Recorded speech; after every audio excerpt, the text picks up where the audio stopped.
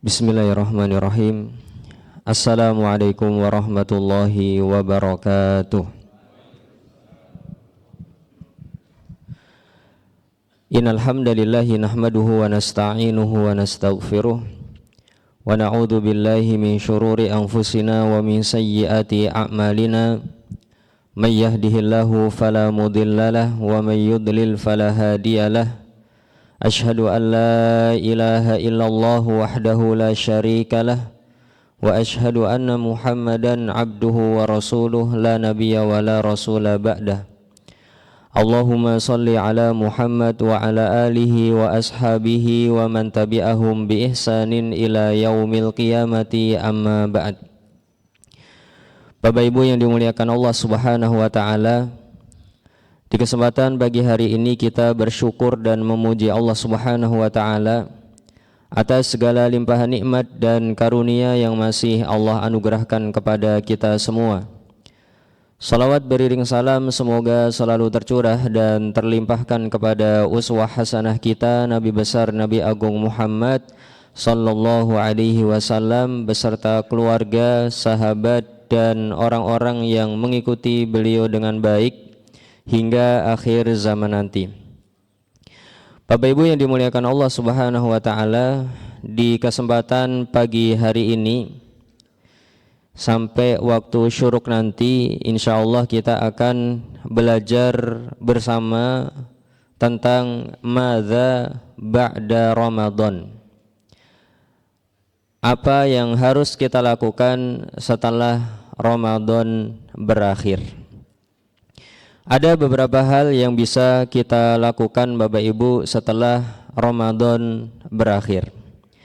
Yang pertama yang perlu kita lakukan setelah Ramadan berakhir adalah mengaplikasikan piala terbesar yang diperebutkan oleh kita semua di bulan Ramadan ini. Apa itu piala terbesar yang kita rebutkan di bulan Ramadan ini? Jawabannya adalah piala ketakwaan. Dan inilah yang menjadi tujuan utama kita berpuasa, tujuan utama kita memperbanyak ibadah kepada Allah Subhanahu wa taala di bulan Ramadan.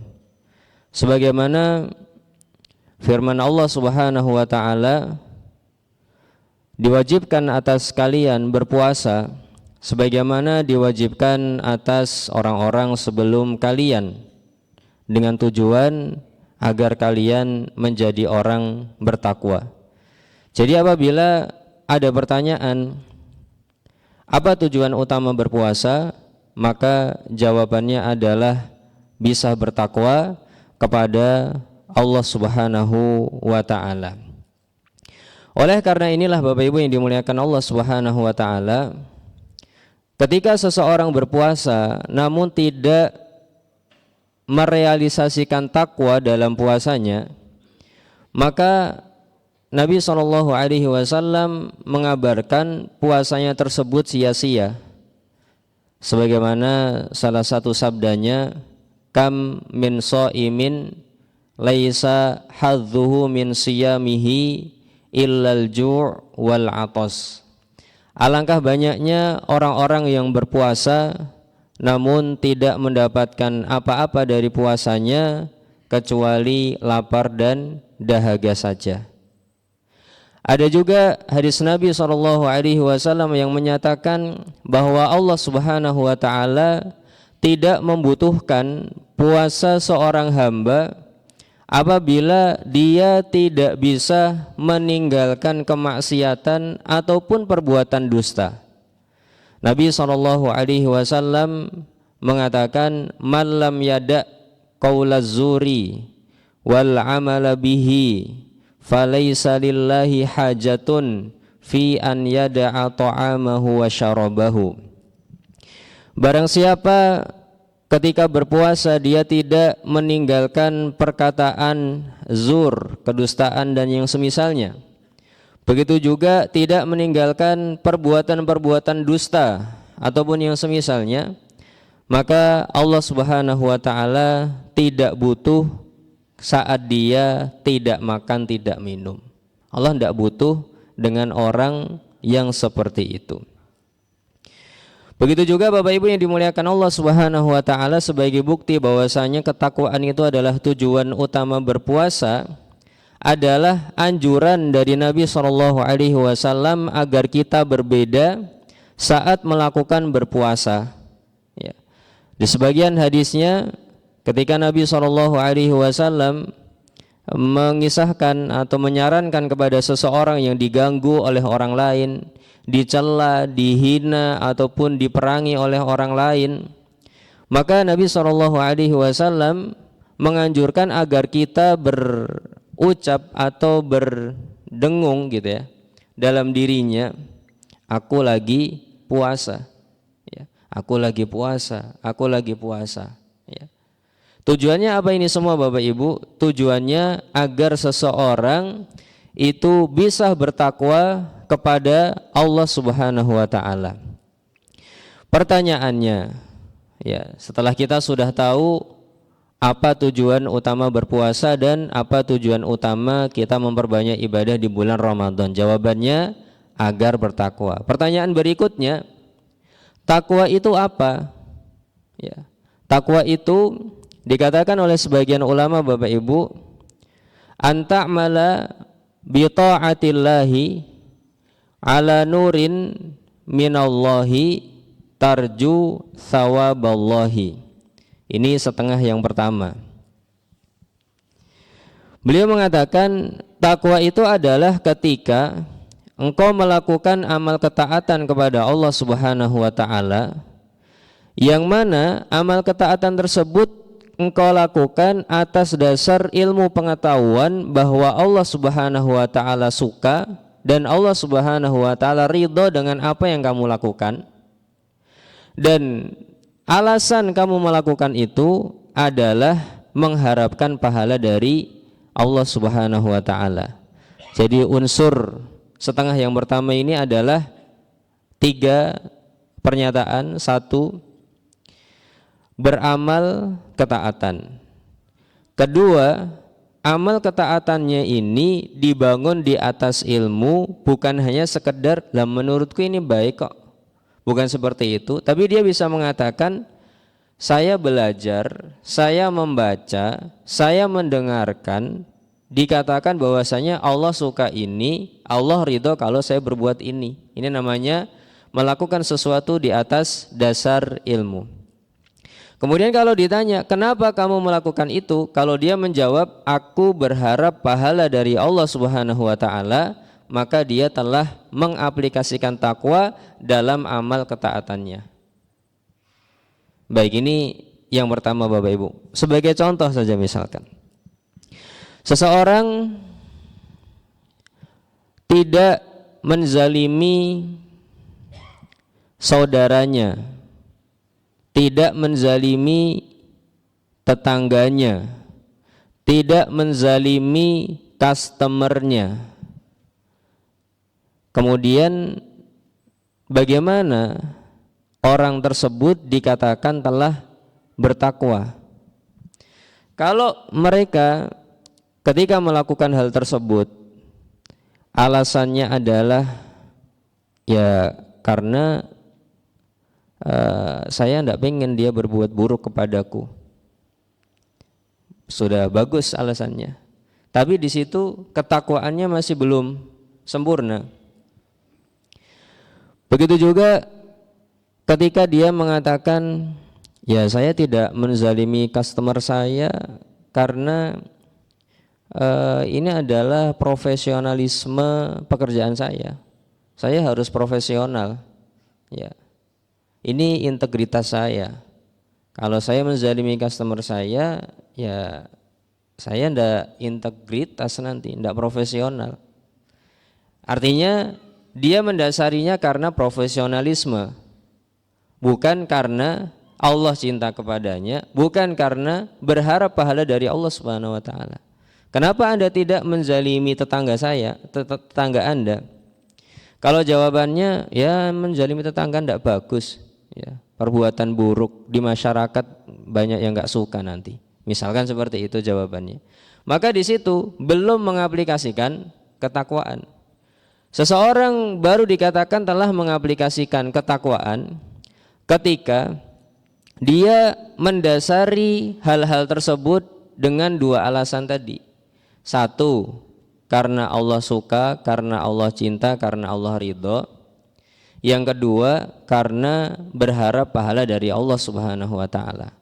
Sehingga kalau dia mengatakan, ya saya tidak menzalimi tetangga saya karena ini perbuatan yang dibenci oleh Allah Subhanahu wa taala. Allah enggak suka.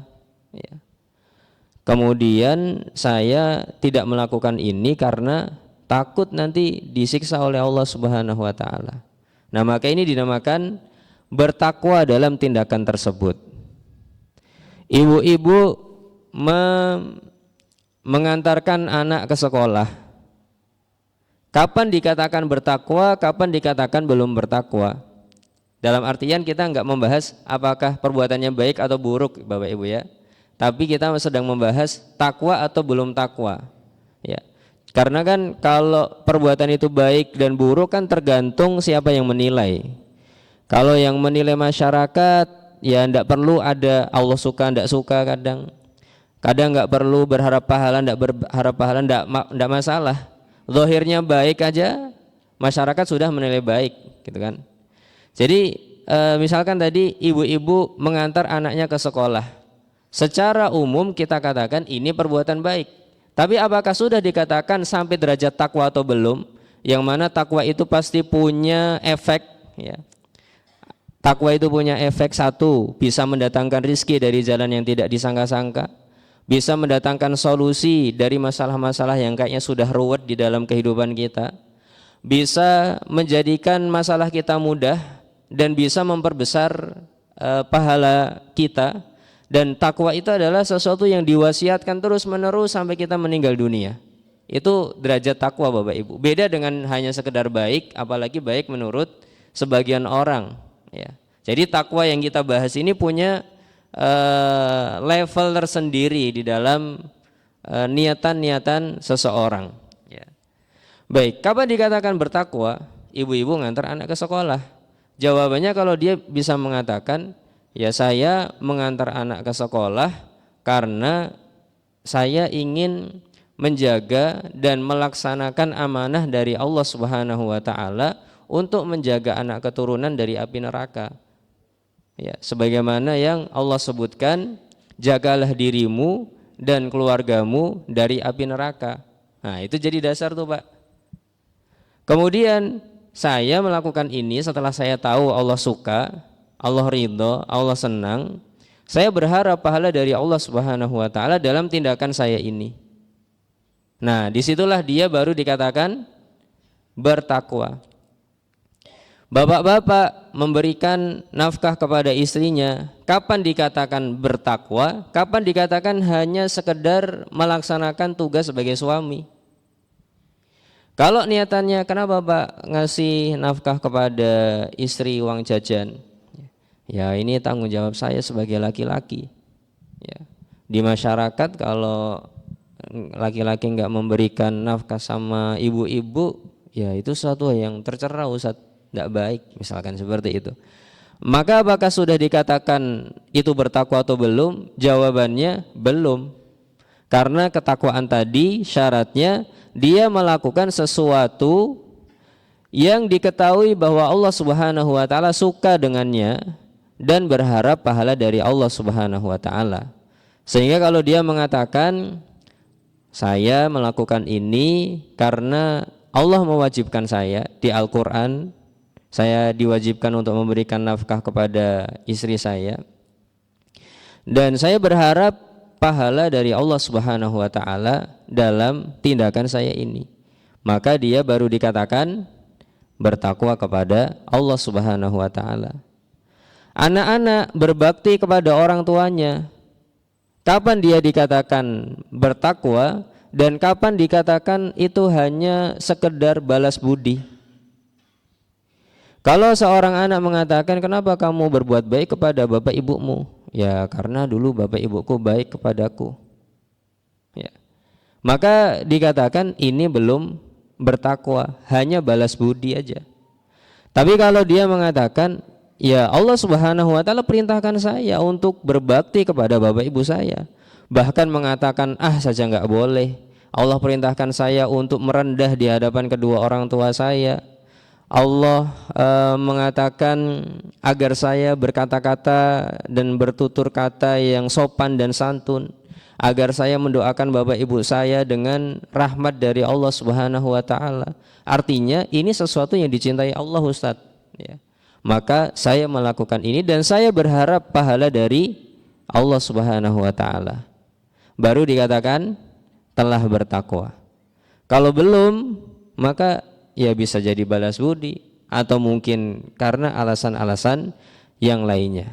Jadi di bulan Ramadan nanti setelah selesai Bapak Ibu, yang harus dilakukan adalah mengaplikasikan takwa sebagaimana saat kita berpuasa saat ini. Kalau ada orang ditanya, Pak, kenapa berpuasa?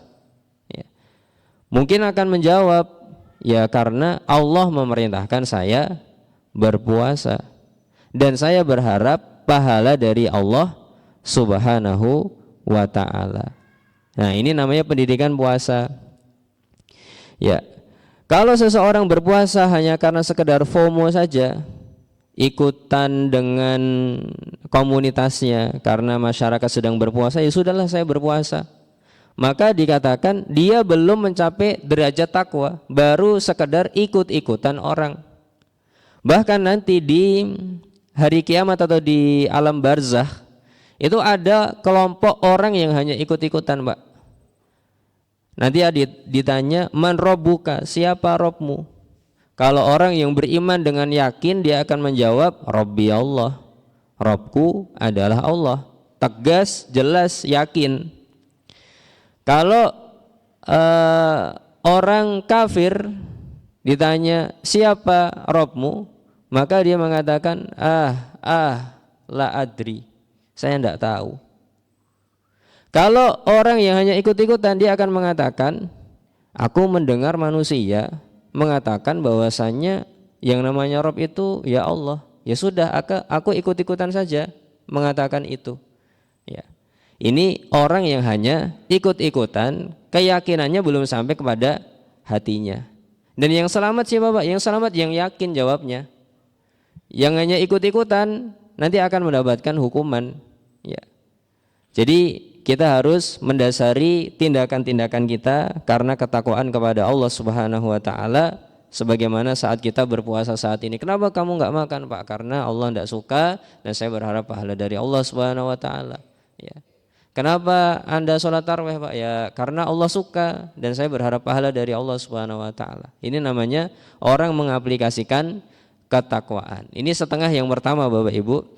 Kemudian pengertian takwa di setengah yang kedua itu adalah antatruka maksiyatallahi ala nurin minallahi takhafu iqaballahi. Anda meninggalkan kemaksiatan kepada Allah atas dasar ilmu pengetahuan dan keyakinan bahwa Allah memang benci itu, Allah tidak suka itu, berdasarkan sitasi yang valid. Sitasi itu apa ya? Kalau kita di kuliah namanya sitasi, kalau bikin jurnal, skripsi, tesis, disertasi, kita harus mensitasi sesuatu. Dan yang namanya sitasi itu ada namanya sitasi yang diperbolehkan, ada sitasi yang enggak diperbolehkan. Ada sitasi yang tidak diperbolehkan, misalkan ke Wikipedia ataupun ke internet yang tidak tidak meyakinkan gitu, tidak boleh dipakai. Harus memakai sumber-sumber yang terpercaya. Bahkan kalau sumbernya jurnal, itu harus berumur 5 tahun sebelum pembuatan karya tulis ini. Kalau lebih dari itu sudah jarang dipakai jurnalnya. Ya. Itu ada aturan-aturan sampai di hal ini. Ya. Maka Bapak Ibu yang dimuliakan Allah Subhanahu wa taala, saat dia meninggalkan amal keburukan tadi, dia harus mensitasinya. Ya, kenapa tidak melakukan perbuatan itu? Oh, karena Allah tidak suka, Allah tidak ridho, Allah benci. Di mana kok kamu mendapatkan pernyataan ini? Oh, di sini nih, di ayat ini atau di hadis ini. Ya. Dan ternyata para ulama memahaminya seperti itu, para sahabat dulu juga memahami seperti itu. Ya sudah, menurut saya citasi saya valid, menurut saya citasi saya berkekuatan hukum yang kuat, ya sudah, itu menjadi citasi kita Pak. Ya, amal kita perlu disitasi-sitasi seperti itu. Ya, nanti baru bisa dikatakan menjadi orang yang bertakwa.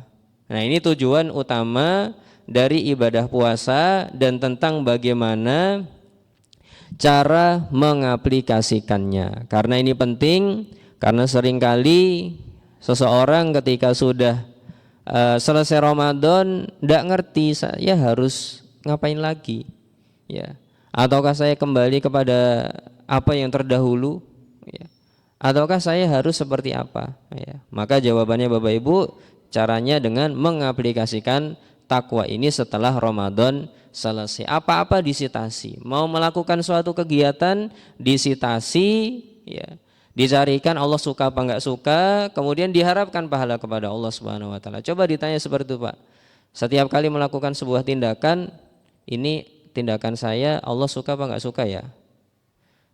Kalau jawabannya oh Allah suka ini karena menurut pengetahuan saya sudah ngaji, Allah suka seperti ini, Allah menyarankan seperti ini, Allah mewajibkan seperti ini misalkan. Kemudian apakah saya berharap pahala kepada Allah ataukah tidak? Nah, itu dua pertanyaan yang harus kita tanya terus.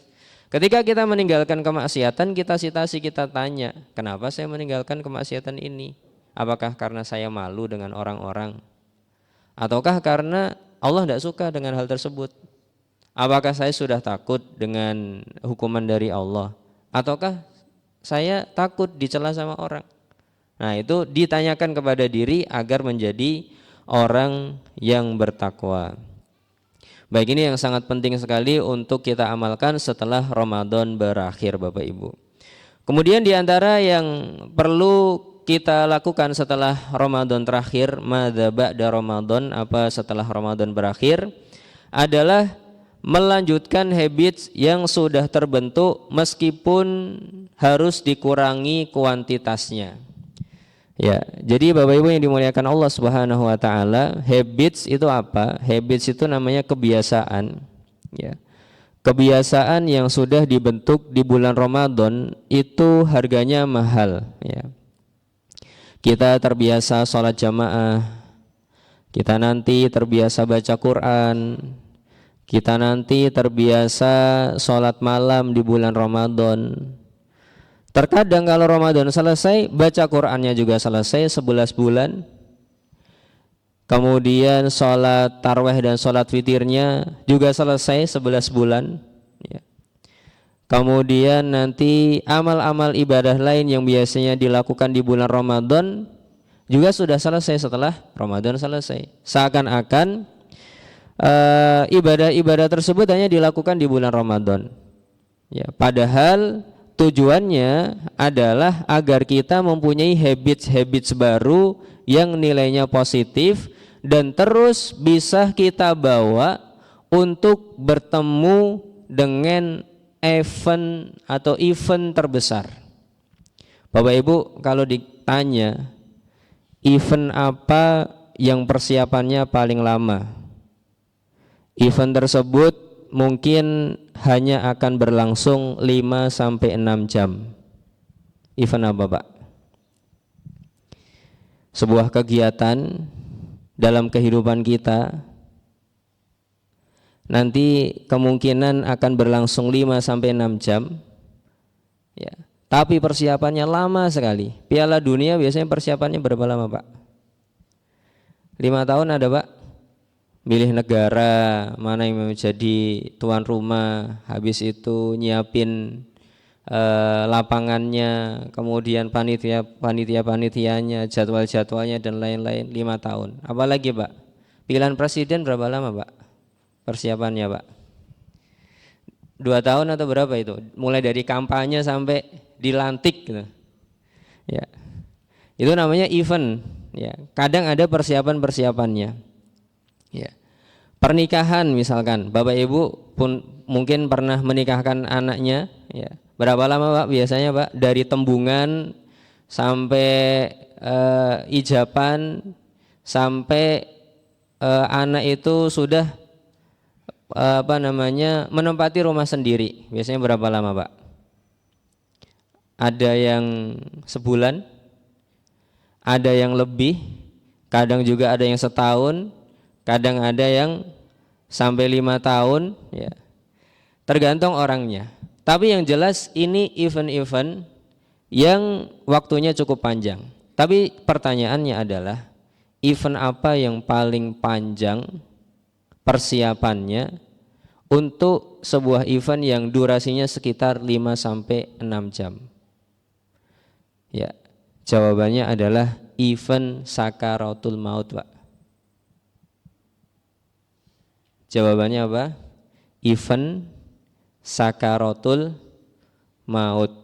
Berapa lamanya? Kurang lebih 5 sampai 6 jam sejak seseorang itu sudah mulai merasa enggak enak atau mungkin telinganya sudah agak kayak gini, enggak seperti ini lagi, dia sudah mentiup gitu. Kurang lebih ya 5-6 jam itu biasanya sudah lama. Ada yang cepat ya dari waktu itu. Itu event terbesar dalam hidup kita. Persiapannya berapa lama, Pak? Sejak balik sampai waktu itu. Itu event terbesar itu. Sejak kita balik dicatat kebaikannya dan keburukannya oleh Allah Subhanahu wa taala terus sampai di event tersebut. Nanti event itu datang, Bapak Ibu, semua ingatan kita dengan seluruh kegiatan kita, tindak tanduk kita, mungkin hutang-hutang Bapak Ibu pun jadi ingat, wah saya punya hutang sama si A, saya punya hutang kepada si B, saya menzalimi si A, saya menzalimi si B, saya punya salah ini, saya punya salah itu, hadir semua itu. Sampai hadis yang mengatakan barang siapa yang akhir ucapannya la ilaha illallah dia akan masuk surga, lupa, Pak. Ya. Gara-gara mikirin banyak hal itu di momen tersebut. Ya, di event tersebut yang kurang lebih durasinya 5 sampai 6 jam itu. Makanya disyariatkan untuk mentalkin biar ingat lagi. Ya, karena sudah kacau pikirannya. Ya. Pikirannya kacau, wal taffatis saqu bisak, ya. Betis itu menyilangkan. Ya, wa dhanna annahul firaq, dia sudah yakin itu adalah masa perpisahannya dengan dunia. Ini event terbesar dalam kehidupan kita. Yang dipersiapkan sejak kita berumur 15 tahun atau sejak kita balik sampai nanti event itu datang. Nah, salah satu yang diusahakan oleh Allah Subhanahu wa taala yang mana Allah itu tahu manusia itu kadang harus dididik untuk istiqomah dengan pelan-pelan, dengan interval waktu, maka diadakan Ramadan seperti ini. Biar nanti dia terbiasa melakukan kebaikan. Untuk bekal 11 bulan berikutnya. Sudah mulai melemah, datang lagi Ramadan, biar dia naik lagi grafiknya. Mungkin habis itu turun lagi, diadakan Ramadan lagi biar agak naik lagi. Nah, langkah baiknya kalau seseorang grafiknya Ramadan hari ini sekian, naik terus, naik terus, naik terus. Meskipun yang naik dari sisi keimanannya, ketakwaannya, keyakinannya kepada Allah Subhanahu wa taala, kesabarannya dan segala hal yang berkaitan dengan amalan-amalan hatinya. Ya, ini cara Allah Subhanahu wa taala untuk mempersiapkan kita ke masa kritis itu, ke event terbesar kita, ya, untuk bertemu dengan Allah Subhanahu wa taala. Jadi yang kedua setelah Ramadan berakhir itu adalah melanjutkan habits positif yang telah kita bentuk di bulan Ramadan. Ya, baca Qur'annya meskipun ya harus dipersedikit. Mungkin sholat malamnya meskipun hanya 3 rakaat setelah isya, wis lah aku tak sholat witir 3 rakaat aja, enggak 11 rakaat enggak apa-apa, kayaknya saya enggak kuat kalau sendirian misalkan. Tapi setidaknya sholat witir. Mungkin setelah isya langsung sholat witir, atau sebelum tidur sholat witir, atau sebelum subuh bangun 10 menit lebih awal biar bisa sholat witir, atau bangun jam 2, jam 3 biar bisa sholat witir. Setidaknya ada usaha untuk menjaga hal tersebut. Atau setidaknya punya niat, Pak. Mau tidur niat, ya Allah saya mau tidur, semoga besok saya bisa bangun ya Allah untuk sholat malam. Setidaknya punya niat itu, Pak. Dan itu Allah Subhanahu wa taala mengatakan, atau kata Nabi SAW, idza awa ahadukum ila firashihi wa huwa yanwi an yaquma bil laili. Barang siapa yang ketika berangkat mau tidur, ya, menuju tempat tidurnya, dia berniat akan bangun malam, ya, thumma ghalabathu ainahu, ya, falam yastaikid, kemudian dua matanya itu kelet, ya, tidak bangun, maka kutibalahu ma qad nawa, maka akan dituliskan untuknya apa yang telah dia niatkan. Wa kana naumuhu shadaqatan minallah, dan tidurnya itu adalah sedekahnya dari Allah Subhanahu wa taala. Wis pasang alarm ping 5 ya ora tangi-tangi misalkan. Oh ya cocok, ya wis iki sedekahnya Gusti Allah gitu, Pak. Tapi yang jelas niatnya yang penting jujur, tulus. Bismillah ya Allah, saya bangun, saya setel alarm 1 aja lah. Jam 4 kurang 10 menit misalkan, atau jam 4 atau 15 menit sebelum subuh, bismillah semoga saya bangun jam ini ya Allah. Soalnya kalau alarmnya 5 nanti itu tidak bangun semua, Pak, malam, Pak. Ya. Jadi alarm 1 dimatikan, alarm 2 dimatikan, masih mengharap alarm 3, alarm 3 dimatikan nanti masih mengharap alarm 4, alarm 4 dimatikan masih mengharap alarm 5, alarm 5 itu udah enggak kedengeran. Ya. Mending 1 saja, udah 15 menit atau 20 menit sebelum waktu subuh atau apa, kemudian itu yang menjadi patokan kita. Kalau enggak dengar, oh ya sudah, ini sedekah dari Allah. Kalau dengar, bismillah bangun. Ya setidaknya duduk dulu. Ya bismillah, saya hitung 10. 1, 2, 3, 4, 5, 6, 7, 8, 9, 10. Saya tak ke toilet, ya. Saya tak duduk dulu lagi lah. Kurang apa namanya? Kurang hitungannya. Ya, nyawanya belum berkumpul misalnya. Ya sudah, tambahin 5 lagi. 1, 2, 3, 4, 5, jalan. Ya. Itu lebih efektif daripada bikin 5 alarm. Ya.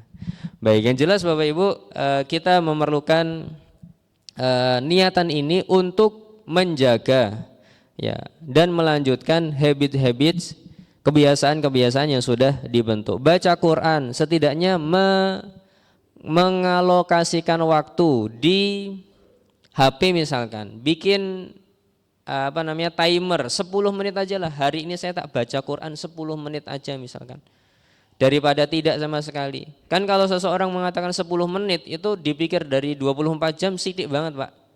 Tapi kalau enggak disempetin, enggak sempet-sempet itu 10 menit, ya. Seharian enggak bisa baca Quran sama sekali. Padahal cuma 10 menit sudah lumayan, dapat selembar atau dapat berapa. Tapi kalau hari ini saya mau nyempatkan 10 menit setelah duhur lah. Ya, saya mau nyempatkan baca Quran 10 menit setelah Isya lah. Atau 10 menit sebelum tidur lah, biar habitnya tetap jalan, ya. Jadi disempatkan, dijaga habit-habit tersebut ketika Ramadan nanti sudah selesai. Baik, kemudian diantara yang perlu dilakukan setelah Ramadan berakhir itu adalah berdoa agar amal ibadah kita itu diterima oleh Allah Subhanahu wa taala, Bapak Ibu. Ya, berdoa agar amal ibadah kita diterima. Kenapa? Karena Allah Subhanahu wa taala memuji orang-orang yang kalau beramal ada rasa takut amalannya tersebut tidak diterima. Ya, jadi kalau ada 2 orang mengatakan, "Pak, amalan jenengan diterima sama Allah apa enggak, Pak?" Ya, saya berharap sih, Mas, ya, agar diterima oleh Allah Subhanahu wa taala. Yang satu, "Pak, amalan Anda diterima sama Allah apa enggak, Pak?" Wah, diterima, Mas, saya yakin diterima. Saya sesuai sunnah dan saya sudah ikhlas kok, Mas. Saya yakin diterima itu, Mas. Mana yang lebih baik, Bapak Ibu? Orang yang pertama tadi yang mengatakan, "Saya berharap sih diterima, Mas. Ya, meskipun saya sudah optimal sesuai dengan SOP yang disebutkan oleh Nabi dan saya sudah mengikhlaskan ini kepada Allah Subhanahu wa taala, tapi saya berharap tetap diterima. Saya belum bisa memastikan diterima apa enggak." Maka ini dipuji oleh Allah Subhanahu wa taala. Sebagaimana dalam surat Al-Mu'minun ayat 60. Allah Subhanahu wa taala, ya, kalau nanti Bapak Ibu pengen baca lengkapnya itu dari ayat 57 sampai 61. Ya, tapi untuk perasaan ini, rasa takut ini di ayatnya 60, ya.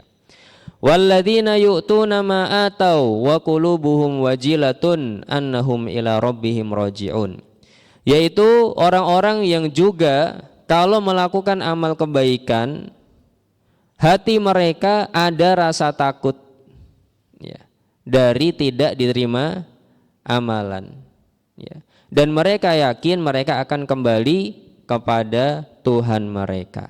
Jadi ini ada rasa takut. Ibunda Aisyah radhiyallahu anha bertanya kepada Nabi SAW, kok bisa ini ada orang punya rasa takut kepada Allah Subhanahu wa taala di sini? Bertanya, "Wahai Rasulullah, apakah mereka adalah orang-orang yang mencuri, suka mencuri? Walladzi yasrik wa yazni, orang yang suka berzina, atau orang yang minum minuman keras?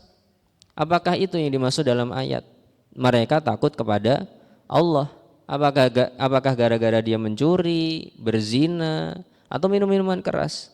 Maka dijawab oleh Nabi SAW, la ya bintas Siddiq, bukan wahai anaknya As-Siddiq, walakinnahumul ladzina yusalluna, tapi mereka adalah orang-orang yang sholat, wa yasumuna, mereka adalah orang-orang yang berpuasa, wa yatasaddaquna, mereka adalah orang-orang yang bersedekah, wa hum yakhafuna alla yutaqabbala minhum, tapi mereka khawatir, tapi mereka takut amalan tersebut tidak diterima oleh Allah Subhanahu wa taala.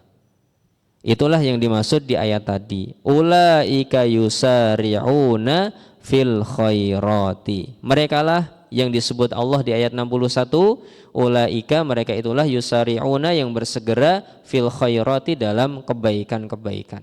Yang punya perasaan ini, dia akan bersegera dalam kebaikan, bersegera dalam kebaikan. Sehingga Bapak Ibu para ulama setelah Ramadan berakhir, berapa lama doa agar amalannya diterima? Apakah hanya di Idul Fitri saja? Taqabbalallahu minna wa minkum, ya. Artinya semoga Allah menerima amal ibadah kita semua, ya. Nah, itu kalau di bahasa Indonesia kan, taqabbalallahu minna wa minkum. Atau hanya seminggu taqabbalallahu minna wa minkumnya, ya. Meskipun itu sudah bagus, ya. Dan sangat bagus sekali kalau paham maknanya. Tapi kalau tidak paham maknanya dan merasa bahwasanya taqabbalallahu minna wa minkum artinya selamat hari raya, ya. Nah, itu jadi masalah itu, Pak. Jadi taqabbalallahu minna wa minkum, pahamnya, oh ini ucapan selamat hari raya ini, ya. Padahal itu kalimat doa agar Allah Subhanahu wa taala menerima amal ibadah kita. Dirasakan berarti, oh ya Allah, semoga ini ya Pak, Allah menerima amal ibadah kita ya Pak, ya. Itu lebih bagus pakai bahasa Indonesia, lebih bagus kalau diketahui maknanya daripada bahasa Arab tapi salah paham. I love you tapi dipahami I hate you misalkan. Jadi bahaya Pak. I love you itu aku cinta kamu, I hate you aku benci kamu. Ya. Itu sudah berbalik arah gitu ya. Ya. Kalau I love you digantikan misalkan dipahami aku mau membeli barang daganganmu, salah lagi Pak. I love you kok saya mau membeli barang daganganmu, beda artinya. Jadi taqabbalallahu minna wa minkum artinya adalah semoga Allah menerima amal ibadah kita semua ya Pak, ya. Itu didoakan terus Pak. Para ulama dulu doanya bukan satu hari di hari raya saja, bukan hanya di satu minggu saja, ya, bukan hanya di bulan Syawal saja, tapi berdoanya itu 5 bulan setelah Ramadan berakhir. Jadi Syawal, setelah Syawal apa Pak? Syawal, Dzulqa'dah, Dzulhijjah, Muharram, Safar, ya. 5 bulan ini donganya ya, ya Allah terimalah amal ibadah saya ya Allah. Terimalah amal ibadah saya. Ya Allah terimalah amal ibadah saya di bulan Ramadan kemarin. Nanti kalau sudah Safarnya berakhir ke Rabiul Awal, Rabiul Tsani, Jumadal Ula, Jumadal Tsani, kemudian apa Pak? Setelah itu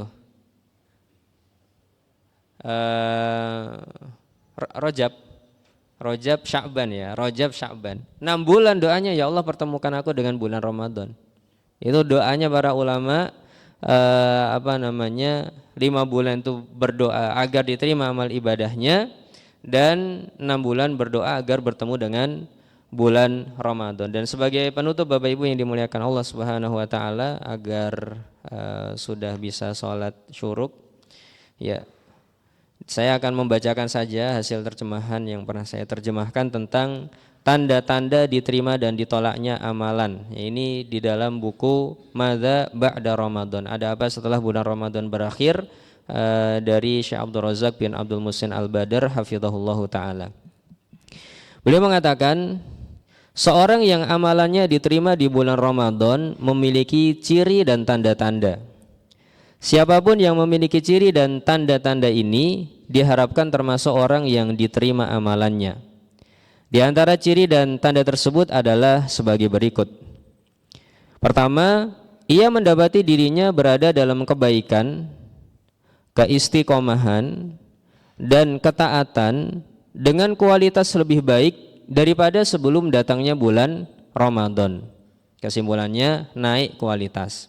Kedua, ibadahnya dipenuhi rasa harap dan penuh gairah. Kesimpulannya, rasa harap dan gairah dalam beribadah. Ketiga, istiqomah dalam menjaga kewajiban dan mengerjakan sholat di masjid secara berjamaah. Ini untuk bapak-bapak. Ada keistiqomahan, ada semangat untuk menjaga sholat 5 waktu berjamaah di masjid. Keempat, ia mencintai kebaikan, mengerjakannya, dan ikut mendakwahkannya. Setidaknya ngajak orang, ayo Pak ke masjid Pak, enak loh ternyata di masjid itu, bisa tidur-tiduran misalkan. Ya enggak seperti itu Pak ya. Tapi yang jelas mengajak kepada kebaikan, ya, mencintai kebaikan, mengerjakan, dan ikut mendakwahkannya. Kemudian yang kelima kata beliau, ia juga membenci kemungkaran, menjauhi kemungkaran, dan ikut memperingatkan orang-orang dari kemungkaran dan keburukan. Ini kata Syekh Abdul Razak. Adapun orang yang setelah bulan Ramadan berakhir, satu, keadaannya sama seperti sebelum Ramadan atau bahkan lebih buruk dari sebelumnya. Dua, matanya masih silau dengan kesesatan dan kemaksiatan. Tiga, kembali bermalas-malasan. Empat, menyia-nyiakan kewajiban. Lima, tetap menerjang keharaman dan mengajak manusia kepada keharaman tersebut. Maka ini tanda kerugian dan tidak keberuntungannya. Di musim ketaatan kemarin dia tidak memanfaatkan kesempatannya untuk melaksanakan ketaatan. Di musim kedermawanan kemarin dia juga tidak menggunakannya untuk banyak memberi. Di bulan yang dipenuhi dengan ampunan dan keridhaan Allah kemarin, dia tidak menggunakannya untuk banyak meminta ampun atau melakukan hal yang dapat mendatangkannya. Sungguh ini kerugian yang sangat besar, ini musibah yang sangat berat, dan ini hukuman yang sangat menakutkan. Dia adalah orang-orang yang hanya mengenal Allah di bulan Ramadan saja, yang dikomentari oleh sebagian ulama, bi'sal qaumi la ya'rifunallaha illa fi Ramadan. Di antara orang yang buruk atau kaum yang buruk adalah orang-orang yang tidak kenal dengan Allah kecuali di bulan Ramadan saja. Ya, semoga saja kajian kita di kesempatan pagi hari ini Bapak Ibu yang dimuliakan Allah Subhanahu wa taala menjadi bekal kita, menjadi pengingat untuk diri saya pribadi, begitu juga menjadi pengingat untuk Bapak Ibu semuanya, agar bisa menjaga amal ibadah kita setelah Ramadan berakhir, agar ketakwaan itu tetap kita aplikasikan dan tetap kita praktekkan dalam kehidupan sehari-hari sampai kita bertemu Ramadan nanti atau sampai kita bertemu dengan Allah Subhanahu wa taala. Yang kedua, apabila kita punya habit-habit positif, punya kebiasaan-kebiasaan baik, maka mari kita berusaha untuk melanggengkannya dan mengistiqomahkannya meskipun harus dengan waktu yang lebih sedikit. Dan kemudian yang ketiga tadi adalah hendaknya kita berdoa kepada Allah Subhanahu wa taala agar amal ibadah kita diterima oleh Allah Subhanahu wa taala. Terima kasih Bapak Ibu atas perhatiannya. Mohon maaf atas segala kekurangannya. Subhanakallahumma wa bihamdika asyhadu an la ilaha illa anta astaghfiruka wa atubu ilaik. Assalamualaikum warahmatullahi wabarakatuh.